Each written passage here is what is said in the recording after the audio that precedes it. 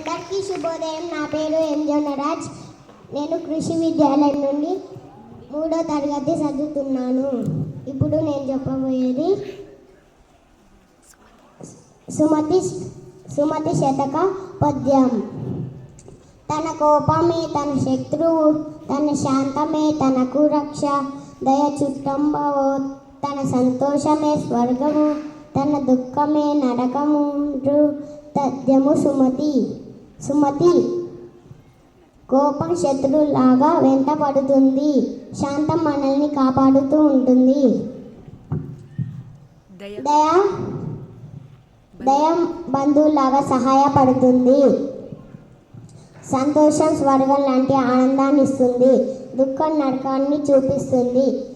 ఇవన్నీ నిజమైన పలుకులు. ఇది రాసిన వారు సుమతి శతక కర్త బద్దెన. అందరికీ ధన్యవాదాలు.